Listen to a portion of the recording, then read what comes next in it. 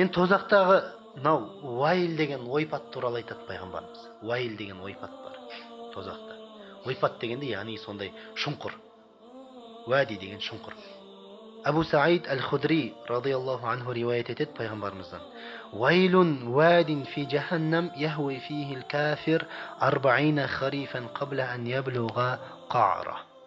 Уайыл деген тозақтың бір шұңқыры дейді. Тозақтың бір шұңқыры. Кәпір ол шұңқырға түсем дегенше дейді, соңына кәпір адам дейді, ол шұңқырдың түбіне жетем дегенше 40 жыл жүреді дейді. 40 жыл. Али радиаллаху анху мына хадис риуаят етеді, екінші бір тозақтың шұңқыры жөнінде, хазн деген шұңқыры. Тауазу биллахи мин жуббил хазн ау вадил хазн. Алла тағаладан тозақтағы хазн деген шұңқырға түсуден сақтаныңдар. Алла тағаладан сақтауды сұраңдар дейді. Қила я Расулаллах, ва ма жуббул хазн ау вадил хазн. Жуббул хазн, вадил хазн деген ол хазн деген шұңқыр, ол қандай шұңқыр деп сахабалар сұрады. Сол уақытта пайғамбарымыз айтады, кешіріңіздер. واد في جهنم تتعوذ منه جهنم كل يوم 70 مرة أعده الله للقراء المرائين. Ол тозақтағы сондай шұңқыр дейді. Бірақ тозақтың өзі ол шұңқырдан Алла тағаланың сақтауын күніне 70 мәрте сұрайды дейді. Тозақтың өзі ол шұңқырдан Аллаға сыйынады. Ол шұңқырда Алла тағала кімдерге рия жасайтын қариларға дайындап қойған дейді. Білесіздер хадисте. Ең бірінші тозаққа кіретінде қари, ең бірінші тозаққа кіретінде шахид, ең бірінші тозаққа кіретінде ғалым. Ғалым адам. Неге қари? Себебі ол Алла тағаланың разылығы үшін Құранды жаттамаған. Алла тағаланың разылығы үшін Алланың сөзін оқымаған. Ол адамдар мені керемет қари деп айтсын. Адамдар менің даусымды керемет деп айтсын.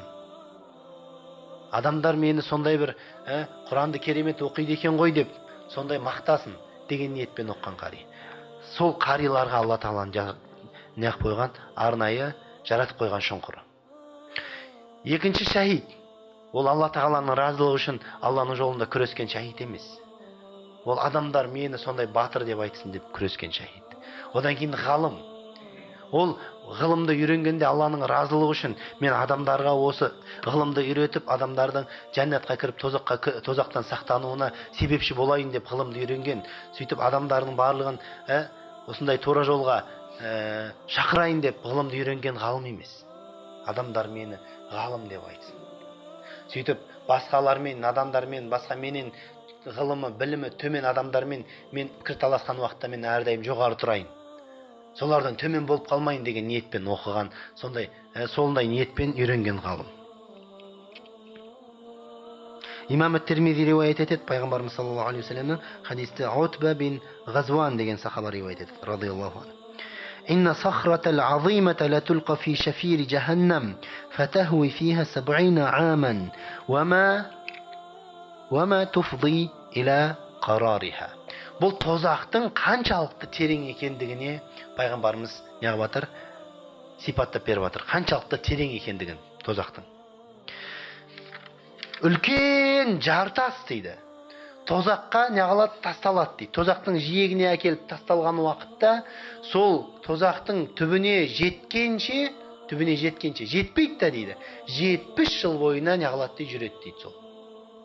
Тозақтың түбіне жеткенше 70 жыл өтеді дейді. Онда да жетпейді дейді.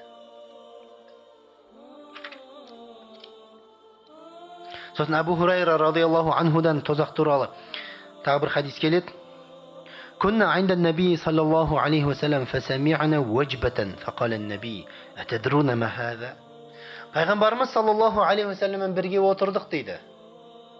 Пайғамбарымыз саллаллаху алейхи вассаламмен бірге отырған еді, бір уақытта қатты дүрс еткен дауыс естідік дейді. Қатты сондай дауыс шықты дейді.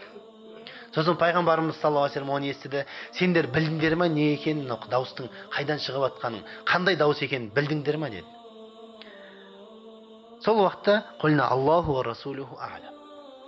Алла және оның елшісі біледі. Алла және оның елшісі білушірек деп айттық дейді. هذا حجر أرسله الله في جهنم منذ 70 خريفا فالآن حين انتهى إلى قارها. Хадисті имам Муслим неғылған риуаят еткен. Бұл Алла тағала 70 жыл бұрын тозаққа жіберген, тозаққа тастаған тас дейді. Тозаққа тасталуға бұйырған тас дейді. 70 жыл бұрын қазір түбіне барып түсті дейді. Сол тозаққа түскен уақытта тас неғылған пайғамбарымыз саллаллаху алейхи вассалам және сахабалар естіген. Әрине бұл жерде пайғамбарымызға саллаллаху алейхи вассаламның неғып отқан, көрсетіп отқан, беріп отқан мұғжизасы. Тозаққа түскен тастың дауысын естіп отыр. Сол секілді пайғамбарымыз саллаллаху алейхи вассалам жәннатта Хазіреті Билалдің жүрген аяқтарының, аяқ киімінің дауысын естіген пайғамбарымыз саллаллаху алейхи вассалам. Сонда Билал радиаллаху анхудан пайғамбарымыз сұрайды ғой: "Я Билал, сенің осындай жәннатта аяқ киімдеріңнің дауысын естіттім, сен не істейтін едің?" дейді. Сонда Хазіреті Билал не дейді? "Я Расулалла, мен артық еш нәрсе істемеймін" дейді. "Бірақ менің бір артық істейтін нәрсем" дейді, әрбір дәрет алғаннан кейін, не қыламын дейді, дәреттен кейін 2 рәкат намаз оқимын дейді. Дәретті ала салсын, 2 рәкат намаз оқимын дейді. Сол ғана дейді. Мен бірақ басқалардың ол ерекшелікті көрмеймін дейді. Сол шығар дейді. Пайғамбарымыз міне осымен Алла тағала сенің аяқ киіміңнің дауысын жәннаттан естіртіп отыр маған дейді. Яғни бұл пайғамбарымыз саллаллаху алейхи вассаламға неғылатын берілетін ерекше мұғжизалардың, пайғамбарымыз саллаллаху алейхи вассаламға берілетін кереметтердің бірі.